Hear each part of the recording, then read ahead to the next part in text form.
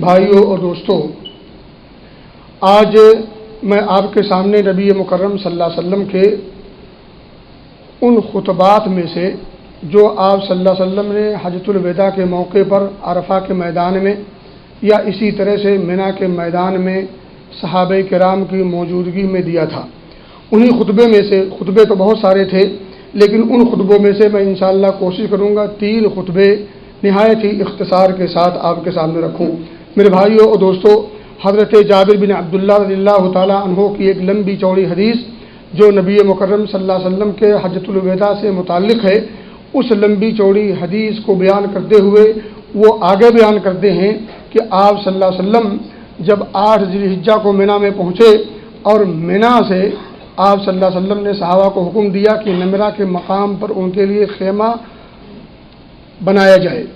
نبی مکرم صلی اللہ علیہ وسلم کے حکم پر خیمہ نمرہ نامی جگہ پر وادی پر بنایا گیا۔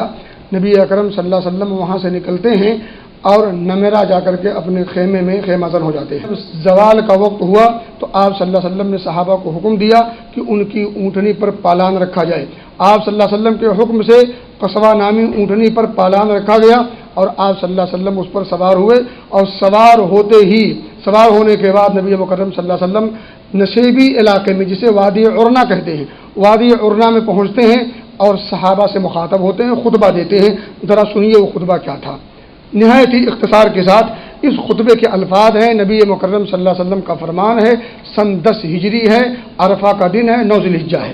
نبی اکرم فرماتے صلی اللہ علیہ وسلم ان دماءکم و اموالکم حرام علیکم، تمہارا خون اور تمہارے مال، تمہارے خون اور تمہارے مال تمہارے اوپر آپس میں ایک دوسرے کے اوپر حرام ہیں۔ کسی کا خون کسی کے لیے جائز نہیں، کسی کا مال کسی کے لیے جائز نہیں، کوئی کسی کے خون کو ناحق خون نہیں کر سکتا، کر کے بلا وجہ کوئی شخص کسی کا خون ناحق نہیں کر سکتا، اور اسی طرح سے بلا وجہ کوئی شخص کسی کے مال کو ناجائز طریقے سے باطل طریقے سے ہڑپ نہیں سکتا۔ آپ صلی اللہ علیہ وسلم نے اس کو سمجھایا۔ کیسے سمجھایا؟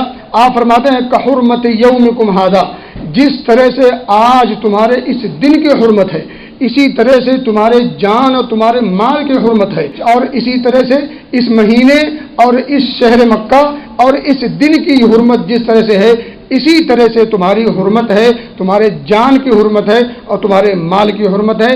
جیسے ان کی حرمت کو پامال نہیں کر سکتے، ایسے تمہاری جان اور تمہارے مال کی حرمت کو بھی پامال نہیں کیا جا سکتا۔ یہ نبی اکرم صلی اللہ علیہ وسلم نے درس دیا اپنے صحابہ کرام کے سامنے ہو کر کے، اور یہ درس ہے امت کے ہر فرد کے لیے، ہر مسلمان کے لیے، بلکہ ہر انسان کے لیے۔ میرے بھائیو اور دوستو، دوسرا درس آپ نے دیا الا کل شیء من امر الجاہلیت تحت قدمی موضوع، یاد رکھو، آپ نے آگاہ کیا اور لوگوں کو متوجہ کیا، ذرا متوجہ ہو، سب متوجہ ہو جاؤ، کل شیء من امر الجاہلیہ، جاہلیت کے جتنے امور تھے، جاہلیت والے جتنے کام تھے، جاہلی لوگ یعنی عرب جو جاہلیت کے لوگ، اسلام کی آمد سے پہلے جتنے بھی لوگ کام کیا کرتے تھے، وہ دین کے نام پر، دھرم کے نام پر یا جس بھی نام پر، وہ سب کے سب میرے پاؤں کے تلے رون دیے گئے۔ جملہ دیکھیں، تحت قدمی موضوع، میرے دونوں پاؤں کے نیچے روند دیے گئے، یعنی جاہلیت کے جتنے کام ہیں ان کا اسلام سے، اہل اسلام سے کوئی تعلق نہیں ہے۔ ہم جب فخر کرتے ہیں رنگ کے نام پر، نسل کے نام پر، زبان کے نام پر اور پتہ نہیں کس کس نام پر، یہ سب جاہلی امور ہیں، اس کی شریعت میں کوئی گنجائش نہیں۔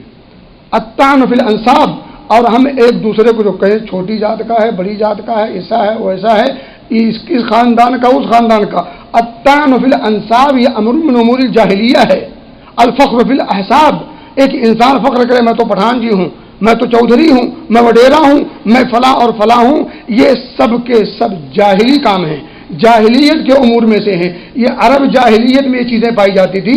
اسلام کے اندر ان اکرمکم عند اللہ اتقاکم، تم میں سب سے بہتر وہ ہے جو سب سے زیادہ اللہ رب العزت کا تقوی اختیار کرتا ہو۔ بلال کی جو شان ہے کیا ابو لہب ابو طالب کی شان ہے؟ نہیں۔ تو کہنے کی بات یہ ہے کہ شریعت اسلامیہ کے اندر وہ اہل اسلام کے لیے یہ ضروری ہے کہ وہ ان تمام چیزوں پر فخر نہ کریں، ایک دوسرے کے تان میں نقب زنی نہ کریں اور انہیں برا بھلا نہ کہیں، تانو تشنیع نہ کریں، کیونکہ اسلام کے اندر اہل اسلام میں اگر کسی کا مقام ہے تو وہ مقام دین کی بنیاد پر حاصل ہوتا ہے، تقویٰ کی بنیاد پر حاصل ہوتا ہے، مال و دولت کی بنیاد پر نہیں، حسن و جمال کی بنیاد پر نہیں، اور اسی طرح سے حسب و نسب کی بنیاد پر نہیں۔ اگر یہ مقام حاصل ہے تو تقویٰ کی بنیاد پر۔ اللہ فرماتا ہے انا خلقناکم من ذکر و انثی، ہم نے تم سب کو ایک مرد اور ایک عورت سے پیدا کیا ہے، ہم سب ایک ماں اور ایک باپ کی اولاد ہیں، ان میں سے کوئی امیر ہے، کوئی غریب، کوئی گورا ہے تو کوئی کالا، اور کوئی عربی ہے تو کوئی اجمی، کوئی فلاں ہے تو کوئی فلاں، لیکن ہم سب کے سب ایک ماں باپ کی اولاد ہیں۔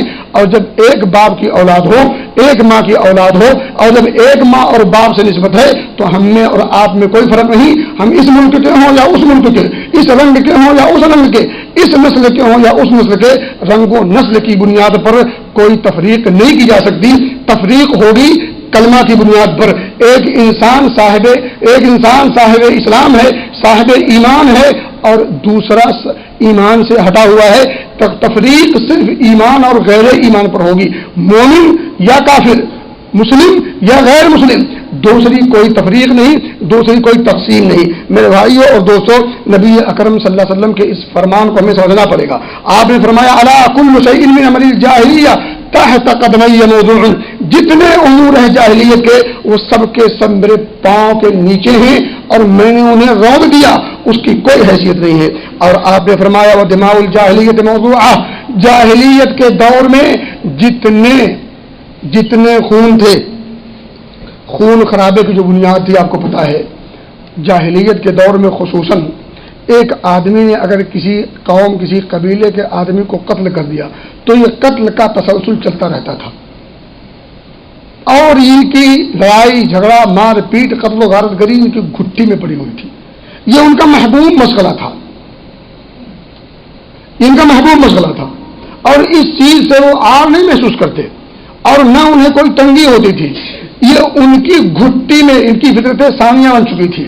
نبی مکرم صلی اللہ علیہ وسلم نے اس حجۃ الوداع کے موقع پر عام آرڈیننس جاری کیا، کہا وہ دماء الجاہلیت موضوعہ، خلاص آج کے بعد یہ خون کا بدلہ جو لینے کا سسٹم ہے وہ ختم، مکمل طور پر میں نے اسے اپنے پاؤں کے تلے روک ڈالا ہے۔ اور آپ صلی اللہ علیہ وسلم نے عملی نمونہ بھی پیش کیا کہ یہ میں نے جو حکم دیا ہے یہ اس حکم پر سب سے پہلے میں عمل پیرا ہوتا ہوں، سب سے پہلے۔ آپ فرماتے ہیں وَإِنَّ أَوَّلَ دَمُ أَدْعُ مِن دِمَاءَنَا دَمُ بْنِ رَبِيعَةَ بْنِ الْحَارِث وَكَانَ مُسْتَرْضِعًا فِي بَنِي سَعْدَ فَقَتَلَهُ هُذَيْلٌ۔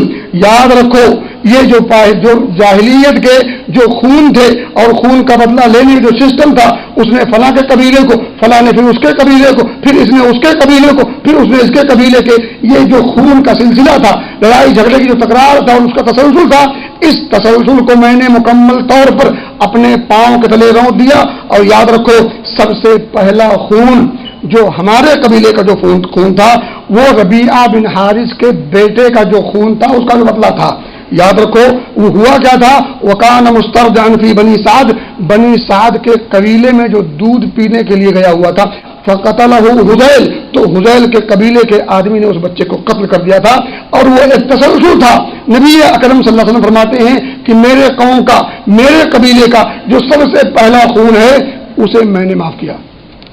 خلاص آج کے بعد اس خون کے حوالے سے نہ آگے کوئی قتل و غارت گری ہوگی، نہ اب اس پر کوئی گفتگو ہوگی، بس اب یہیں پر یہ فائل بند ہو جاتی ہے۔ وَأَنَّ أَوَّلَ دَمٌ، پہلا خون جو آپ کے قبیلے کا تھا، آپ نے اس فائل کو مکمل طور پر یکسر طور پر بند کر دی۔ میرے بھائی دوستو، اور آپ نے فرمایا وَرِبَ الْجَاهِلِيَّةِ مَوْضُوعٌ، جاہلیت میں ایک سسٹم تھا سودی کاروبار کا، اور آج مسلمان کا ایک بہت بڑا طبقہ اس لعنتی عمل میں مشغول اور مصروف ہے۔ یہ لعنتی عمل ہے، یہ میں نہیں کہہ رہا ہوں، حدیث کا الفاظ ہے۔ لعن آکل الربا وموکلہ، لعنت ہے اس شخص پر، نبی کے الفاظ ہے، نبی کے الفاظ ہے، ترجمانی میری بس۔ لعن، نبی مکرم صلی اللہ علیہ وسلم، لعنت ہے اس شخص پر جو سود کھائے، جو اس کا وکیل بنے، لعنت ہے۔ لعنت کا سادہ مفہوم یہ ہے کہ اللہ کی رحمت سے دور ہے وہ شخص۔ جس پر رب کی رحمت نہیں ہوگی، جس پر رب کی رحمت نہیں ہوگی، وہ کامیاب کبھی نہیں ہو سکتا، کبھی نہیں ہو سکتا۔ رب کی رحمت کے بغیر کامیابی ناممکن ہے۔ دنیا کے اندر بھی کامیابی دولت کا نام نہیں ہے، کامیابی خوبصورتی کا نام نہیں ہے، کامیابی کسی بڑے قبیلے میں پیدا ہو جانا نہیں ہے۔ کامیابی اللہ اس کے رسول کی زبان میں جنت کا حصول، جہنم سے بچاؤ ہے۔ جنت کا داخلہ مل گیا، جہنم سے بچا لیے گئے، کامیاب ہو۔ ایمان کی بنیاد پر، عمل صالح کی بنیاد پر کسی کو کامیاب کہا جا سکتا، کسی کو اللہ والا کہا جا سکتا، کسی کے رنگ کو دیکھ کر کے نہیں۔ ان اللہ لا ينظر الى صوركم واعمالكم، اللہ صورتوں کو نہیں دیکھتا، تمہارے مال کو نہیں دیکھتا، تمہاری پراپرٹی نہیں دیکھتا، ولكن ينظر الى قلوبكم واعمالكم، تمہارے دل کو، توحید کس حد تک تمہارے دلوں میں پائی جاتی ہے اور تمہارے عمل کس حد تک سنت نبوی کے مطابق ہیں، یہ عمل اور دل دیکھا جاتا ہے۔ وَرِبَ الْجَاهِلِيَّةِ موضوع، جاہلیت کے سودی سسٹم پر مکمل طور پر روک دیے گئے۔ بس آج کے بعد جاہلیت کے امور میں سے ایک امر جو یہ سودی کاروبار ہے، سود کا جو تعلق ہے، اس کو بھی آج ختم کر دیا گیا۔ اور یہاں بھی آپ نے عملی نمونہ پیش کیا ہے عباس بن عبد المطلب چچا کا، کہتے ہیں وَأَوَّلُ رِبَا أَضْعُ مِنْ رِبَانَا رِبَا عباس بن عبد المطلب فَإِنَّهُ مَوْضُوعٌ كُلُّهُ کہہ رہے ہیں سب سے پہلا سودی سسٹم اور سودی جو معاملہ تھا وہ ہمارے قوم میں، ہمارے قبیلے میں عباس بن عبد المطلب کا جو سود کا معاملہ اور مسئلہ تھا، فَإِنَّهُ مَوْضُوعٌ كُلُّهُ، یہ مکمل طور پر میرے پاؤں کے نیچے روند دیا گیا، خلاص اب یہ فائل بھی بند۔ عباس بن عبد المطلب سے متعلقہ جتنے سودی مسئلے تھے اب اس پر کوئی گفتگو نہیں ہوگی۔ ہاں، قرآن جب آپ پڑھیں گے تو آپ اپنا راس المال لے سکتے ہیں۔ کسی کو آپ نے 100 ریال دیے ہیں، اب اس پر جو 100 ریال سے جو زائد جو رقم ہے وہ نہیں چلے گی۔ وہ دینا بھی لعنتی عمل، لینا بھی لعنتی عمل، دینے والا بھی رب کی رحمت سے دور، لینے والا بھی رب کی رحمت سے دور۔ اس کا نام عبداللہ ہو، عبد الرحمان ہو، رام اور رحیم ہو، اس سے مطلب نہیں۔ رب کی رحمت سے وہ دور ہے، اس کا نام محمد ہی کیوں نہ ہو۔ پوری کاروبار ہم مسلمان کرتے کس لیے کرتے؟ ایک مسلمان بھائی کے مال کو ناجائز طریقے سے ہتھیانے کے لیے، اور کیا مسئلہ ہے؟ راس المال آپ لے سکتے ہیں، راس المال کے علاوہ نہ دینا جائز نہ لینا جائز، کھانا حرام، اور اس حرام مال سے پلا ہوا جسم، یہ جو خون بنتا ہے، جو جسم بنتے، جو خون، اور اسی طرح سے لوتھڑے بنتے ہیں، جو جسم کے اندر توانائی اور گروتھی ہو رہی ہے، فالنار اولا بہ، ایسے گوشت اور پوست کے لیے جہنم کی آگ زیادہ بہتر ہے۔ قرآن میں اللہ نے ایسے لوگوں کے جنگ کی بات کی ہے، فَإِن لَّمْ تَفْعَلُوا فَأْذَنُوا بِحَرْبٍ مِّنَ اللَّهِ وَرَسُولِهِ، اللہ اس کے رسول سے جنگ کے لیے سامنے آ جاؤ۔ اللہ اس کے رسول سے جنگ کون لے سکتا؟ میرے بھائی دوستو، آپ نے آگے نصیحت کرتے ہوئے فرمایا فَاتَّقُوا اللَّهَ فِي النِّسَاءِ، عورتوں کے معاملات میں بھی ذرا بچ کے، سنبھل کے، فَاتَّقُوا اللَّهَ فِي النِّسَاءِ، عورتوں کے معاملے میں بھی اللہ سے ڈرتے رہو۔ اور عورتوں کے معاملے میں ہم نے بہت ساری کوتاہیاں کی، دین کے نام پر بھی کوتاہیاں کی، حقوق کے نام پر بھی کوتاہیاں کی، اور عورت سمجھ کر کے بھی کوتاہی کی۔ شریعت نے جو مقام دیا ہے وہ مقام ہم ان کو دینے کے تیار ہیں۔ شریعت نے جو مقام انہیں دیا ہے عورت کی حیثیت سے، وہ مقام ہم دینے کے لیے تیار نہیں، حالانکہ وہ عورت ہماری ماں کی شکل میں بھی ہے، بیٹی کی شکل میں بھی ہے، بہن اور بیوی کی شکل میں بھی ہے۔ جو ہماری بیوی ہے وہ کسی کی بیٹی ہے، جو آپ کی بیٹی ہے وہ کسی کی بیوی ہے۔ اگر بیوی کو آپ حق دے نہیں سکتے تو بیٹی جو آپ کی کسی کی بیوی ہے اس سے آپ حق کی امید کیوں رکھتے ہیں؟ یہی نیچر اور یہی فکر تو اس کے پاس بھی ہوگی جو آپ کے پاس ایز اے شوہر بیوی کو حق دینے کے لیے تیار نہیں، تو دوسرے آدمی سے آپ حق اپنی بیٹی کو کیوں لانے کے لیے تیار ہو سکتے؟ میرے بھائی دوستو، اگر بیویوں کے حقوق یا عورتوں کے حقوق ہم نے صحیح طور پر دیے ہوتے تو آج ہندوستان میں وہ ننگا ناچ نہ ناچا جاتا، اور اب تو اس کو بنیاد بنا کر کے بھی کتنے کھیل کھیلے جائیں گے علامہ والحدیث۔ یہ فتقوا اللہ فی النساء، اس درس کو ہم نے اپنے ماحول اور معاشرے میں اپلائی نہیں کیا، اس کا نفاذ نہیں کیا۔ اس کا نفاذ کیا ہوتا، ان کے حقوق دیے ہوتے، کتاب و سنت کا مطالعہ دیانتداری کے ساتھ کیا ہوتا اور پھر اسے اپنے عوام میں اسے پھیلایا ہوتا اور اس کو عملی جامہ پہنایا ہوتا، یہ دن نہ دیکھنے پڑتے، یہ دن نہیں دیکھنے پڑتے۔ اس دل کو جو دیکھنا پڑا ہے وہ ہمارے کرتوت ہیں۔ ہمیں اب بھی ہوش کے ناخن لینا پڑے گا، اب بھی جاگ جائیں، کوئی بہت مزہ نہیں بگڑا ہے، اب بھی جاگ جائیں، ہوش کے ناخن لیں اور کتاب و سنت کو شرح صدر کے ساتھ پڑھیں۔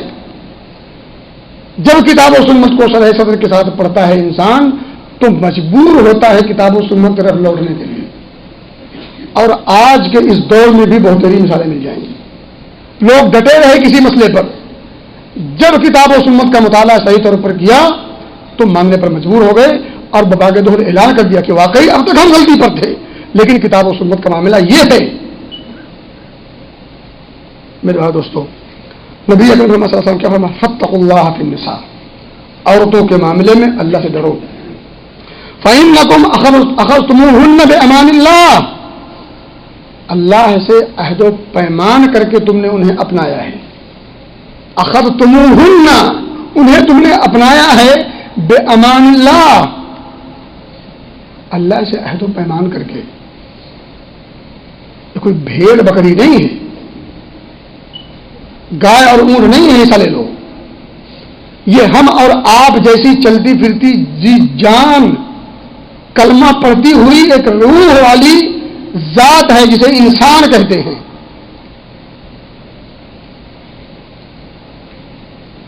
جسے ہم ماں کی شکل میں جانتے ہیں، خالہ اور پھوپھی کی شکل میں جانتے ہیں،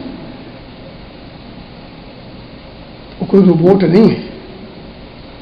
فَإِنَّكُمْ أَخَذْتُمُوهُنَّ بِأَمَانِ اللَّهِ وَاسْتَحْلَلْتُمْ فُرُوجَهُنَّ بِكَلِمَةِ اللَّهِ، اللہ کے کلمے کے ذریعے سے اس کی شرمگاہ کو تم نے حلال کیا ہے اپنے لیے۔ بِكَلِمَةِ اللَّهِ، اللہ کے کلمے کے ذریعے سے۔ آگے اللہ کے رسول صلی اللہ علیہ وسلم فرماتے ہیں عورتوں کے کچھ حقوق مردوں پر، مردوں کے کچھ حقوق عورتوں پر، بنیادی حقوق۔ وَلَكُمْ عَلَيْهِنَّ، تمہارے لیے ان کے اوپر، یعنی تمہارے حقوق یہ ہیں اللہ يُؤْتِئْنَ فُرُوشَكُمْ أَحَدًا تَكْرَهُونَهُ، تمہارے گھر میں وہ کسی ایسے شخص کو آنے نہ دے جسے تم ناپسند کرتے ہو۔ یعنی اس کی ذمہ داری تمہارے تئیں یہ ہے کہ تمہاری عزت و آبرو کی مکمل لاج رکھے۔ اگر عزت و آبرو پر آنچ آئے تو نبی اکرم فرماتے صلی اللہ علیہ وسلم فَإِنْ فَعَلْنَ ذَلِكَ، اگر وہ ایسا نہیں کرتی فَضْرِبُوهُنَّ ضَرْبًا غَيْرَ مُبَرِّحٍ، اسے ہلکی چپت مارو، ہلکی مار مارو۔ اس کا بھی ایک سسٹم ہے، فوری طور پر اسے مارنا ہی نہیں ہے، سمجھانا بجھانا بھی ہے، بستر کو الگ کرنا بھی ہے اس کے، اور اسی طرح سے کچھ معاملے ہیں پھر جا کر کے اسے مارنا بھی ہے، اور ایسی مار نہیں مارنا جو جسم پر اس کے اثرات چھوڑ جائے، چہرے پر نہیں مارنا، اسے تان و تشنیع نہیں کرنا، تیرا خاندان ایسا، تیرے ماں باپ ایسے، تیری بہن ایسی، تیری وہ ایسی طرح، یہ سب نہیں۔ ولا تقبح، لیکن ہم لوگ ہیں جب ذرا بھی کہیں غلطی ہوئی تو پھر اس کی چمڑی بھی ادھیڑ دیتے ہیں، اور تان و تشریح کے تو وہ پہاڑ اس کے اوپر لاد دیتے ہیں کہ جس کا بیان کرنا ہے مناسب نہیں. آپ نے فرمایا مارو. اگر عزت و آبرو پر آنچ آئے تب. آپ نے یہاں صرف عزت کی بات کی. عورت کی ذمہ داری ہے مرد کے تئیں کہ وہ اس کے گھر میں, شوہر کے گھر میں کسی ایسے کو داخل ہونے نہ دے جسے شوہر ناپسند کرتا ہو. اور آج تو شوہر ہی بے غیرت ہو. تو شوہر اگر چہرہ کھلوا کر کے لے کے جا رہا ہے ساتھ میں ٹک ٹک, اس کا کیا علاج ہے؟ بے دینی اور بے شرمی اور بے حیائی کی واضح دلیل ہے. ہاں بے حیائی ہے, بے شرمی ہے میرے بھائیو دوستو. اور شوہر کی ذمہ داری بنیادی, وَلَهُنَّ عَلَيْكُمْ, تمہاری ذمہ داری کیا ہے؟ رزقہن, کھانا, کسوتہن, کپڑا, بالمعروف, احسن طریقے سے, مناسب طریقے سے, دستور کے حساب سے, ماحول کے حساب سے, اپنی چادر کے حساب سے. یہ تمہاری ذمہ داری ہے. عورت کی ذمہ داری نہیں نوکری کرنا. عورت نوکری کرے, مرد بیچارہ گھر میں بیٹھ کر کے ٹک ٹاک چلائے. عورت کی ذمہ داری گھر کے امور کا انتظام کرنا ہے اور باہر کے امور کا مسئلہ شوہر کا ہے. رزقہن و کسوتہن بالمعروف, معروف طریقے سے کھانا اور کپڑا اور اس سے متعلقہ جتنے امور ہیں سب اس میں داخل ہیں. دوا علاج کون کرے گا؟ فائدہ آپ اٹھاؤ, اور یہ بار کون برداشت کرے گا؟ آپ. آگے نبی اکرم صلی اللہ علیہ وسلم نے ایک مسئلہ اور بڑا واضح فرمایا, وَقَدْ تَرَكْتُ فِيكُمْ, تمہارے مابین میں کچھ چھوڑ کے جا رہا ہوں. اس میں جتنے مسئلے, جتنے کلمے, جتنے احکام نبی اکرم صلی اللہ علیہ وسلم نے فرمائے ہیں, ایک بھی مسئلہ ایسا نہیں جس میں اس امت کی اکثریت کھری اترتی ہو. یہ افسوس کا مقام ہے. ایک بھی کوئی مجھے ایسا مسئلہ بتاؤ اس حدیث میں موجود ہو اور اس امت کی اکثریت اس پر عمل پیرا ہو. آپ 100 آدمی کہیں سے بھی سلیکٹ کر لو اور 100 میں سے اس حدیث کو اس پر ٹیلی کرو, بلا مبالغہ کہا جا سکتا ہے کہ 80% لوگ اس حدیث سے نکل جائیں گے. اور پھر چلاتے ہیں ہم بڑے مجبور ہیں, ہم بڑے مظلوم ہیں, ہم بڑے یہ ہیں, ہم بڑے وہ ہیں. آپ اور ہمیں سوچنا پڑے گا, ان حدیثوں پر ہمیں مکمل طور پر کھرا اترنا پڑے گا. جس دن ان حدیثوں کو ہم اوڑھنا بچھونا بنا کر اوڑھ لیں, دنیا کی کوئی طاقت نہیں جو ہمیں آنکھ دکھا سکے.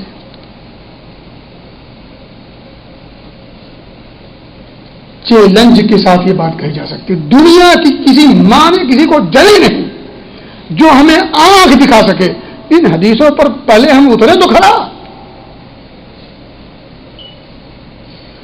آپ نے فرمایا وَقَدْ تَرَكْتُ فِيكُمْ مَا لَن تَضِلُّوا بَعْدَهُ, تم اس, یہ جو میں دیا جا رہا ہوں سانچا, یہ جو نمونہ دے جا رہا ہوں, جو کتاب دی جا رہی ہے, اگر اس کو پڑھ لو, اس کو سمجھ لو, اس پر کھرا اتر جاؤ, تم کبھی گمراہ نہیں ہو سکتے. مَا لَن تَضِلُّوا بَعْدَهُ, اس کے بعد تم گمراہ ہرگز نہیں ہو سکتے. لن, ہرگز نہیں ہو سکتے. نبی کے الفاظ ہیں. کیا ہے؟ ان اعتصمتم بہ کتاب اللہ, اللہ کی کتاب کو مضبوطی کے ساتھ پکڑ لو. کتنے فیصد لوگ اللہ کی کتاب کو مضبوطی سے پکڑے ہوئے ہیں؟ چلیں مضبوط سے پکڑنا تو بات کی بات ہے, کتنے فیصد لوگ اس کتاب اللہ کو پڑھتے ہیں؟ یہی پتہ کر لیں. کتنے فیصد اس جمعہ سے آج کی جمعہ تک کتنے لوگوں نے قرآن کا 10 صفحہ پڑھا ہے؟ ابھی ہاتھ اٹھوایا جائے تو شاید 2, 4, 10, 20 ہاتھ اٹھے, اتنے بڑے مجمع میں. یہ افسوس کا مقام ہے. جو قوم قرآن پڑھ نہیں سکتی وہ قوم قرآن سمجھے گی کیا, اور جو سمجھے گی نہیں وہ عمل کیا کرے گی, اور جو عمل نہیں کرے گی وہ کامیاب کیسے ہوگی, وہ گمراہ ہوگی. اور آج گمراہی کے کس دہانے پر ہم کھڑے ہیں, اخلاقی کے بھی اور دین کے بھی. میں تو نہیں جانا چاہتا. آپ نے فرمایا وقت ترکت فیکم ما لن تضلوا بعدہ ان اعتصمتم بہ کتاب اللہ. اللہ کی کتاب کو مضبوطی سے پکڑ لو، اس کے بعد تم کبھی گمراہ نہیں سکتے. یہ میں تمہارے درمیان چھوڑ کے جا رہا ہوں.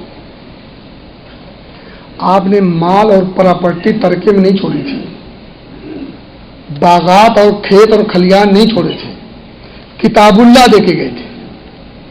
وقت ترکت فیکم، ایک ایسا نمونہ دیا، ایک ایسا سانچہ دیا، ایک ایسا ڈھرا طریقہ دیا، اس طریقے سے آپ اپنی دنیا بھی سنبھال سکتے، آخر بھی سنبھال لیجیے. آگے فرمایا وَأَنْتُمْ، اب یہ بات آپ نے فرما دی. اس کے بعد صحابہ سے مخاطب ہوئے اور کہا وَأَنْتُمْ تُسْأَلُونَ عَنِّي فَمَا أَنْتُمْ قَائِلُونَ، تم سے میرے بارے میں سوال ہوگا. انی، میرے بارے میں سوال ہوگا، تم سے پوچھا جائے گا. اور آج ہم چند کتابیں پڑھ کر کے فتوے دیتے ہیں، چند کتابیں پڑھ کر کے اپنے مسلک کی ترویج اور اشاعت کرتے ہیں اور بڑا دین کا کام سمجھتے ہیں. نبی مکرم صلی اللہ علیہ وسلم پیغام رسالت آسمان والا بھیج رہا ہے، اس پیغام رسالت کو صحابہ کے سامنے پیش کیا ہے اور صحابہ سے مخاطب ہیں تم سے اللہ میرے بارے میں پوچھے گا کہ نبی نے کہاں تک یہ پیغام پہنچایا ہے. فما انتم قائلون، کیا جواب دو گے، کیسی گواہی دو گے؟ گواہی سنیں. نبی اکرم صلی اللہ علیہ وسلم نے یہ پیغام رسالت پہنچایا ہے اور صحابہ سے پھر گویا ہوئے تم میرے اس پیغام رسالت کے پہنچانے میں کیا جواب دو گے جب اللہ تم سے پوچھے گا. کسی کی بات پہنچانا اور خصوصاً دین کی بات کسی کو پہنچانا، اس میں 100% آپ مطمئن ہوں کہ یہ بات وہی ہے، اس کا مفہوم وہی ہے جو مفہوم، جو بات اللہ یا اس کے رسول نے بیان فرمائی ہے. اپنے مسلک کی نہیں، اپنے مطلب کی نہیں، اپنے مذہب کی نہیں، اپنی سوچ کے حساب سے نہیں، وہ بات پہنچانی ہے جو اللہ اس کے رسول کی ہے. وہ اپنے مزاج کے خلاف ہو تب بھی، موافق ہو تب بھی. فما انتم قائلون، کیا جواب دو گے؟ قالو، اب بیک وقت سب فرماتے ہیں نشہد، ہم گواہی دیں گے، انک قد بلغت وادیت ونصحت، آپ نے رسالت و نبوت کی ذمہ داری یقینی طور پر، مکمل طور پر پہنچا دی. قد بلغت وادیت، پوری امانت کے ساتھ پورے پیغام آپ نے پہنچا دیے ہیں. ونصحت، اور خیر خواہی کا کوئی پہلو آپ نے چھوڑا نہیں ہے. اور صحابہ سے یہی امید تھی. کیوں نہیں امید تھی؟ ایسا نہیں کہ صحابہ چاپلوس تھے. یہ جو جواب دیا ہے صحابہ نے چاپلوسی میں نہیں، حقیقت کی بنیاد پر. یقیناً نبی اکرم صلی اللہ علیہ وسلم نے رسالت و نبوت کی ساری ذمہ داریاں جو آپ پر تھیں وہ مکمل طور پر، اللہ نے کیوں کہا الیوم اکملت لکم دینکم، اللہ گویا کہ خود گواہی دے رہا آج دین مکمل میں نے کر دیا ہے. یہ بھی اسی موقع کی بات ہے، دین مکمل ہو گیا ہے، مکمل ہو گیا ہے. جی ہاں، مکمل ہو گیا ہے. فقالا، جب صحابہ نے جواب دیا تو آپ نے فرمایا بِأُصْبُعِهِ السَّبَّابَةَ يَرْفَعُهَا إِلَى السَّمَاءِ، آپ نے اپنی انگشت شہادت کو آسمان کی طرف اٹھایا. وَيَنْكُتُهَا إِلَى النَّاسِ، اور لوگوں کی طرف جھکا دیا. انگلی اٹھائی انگشت شہادت، صحابہ کی طرف جھکائی اور زبان سے گویا ہوئے اللہم اشہد، اللہ انہوں نے جو گواہی دی ہے تو بھی اس پر گواہ ہو جا. 3 مرات 3 مرتبہ آپ صلی اللہ علیہ وسلم نے یہ جملے فرمائے.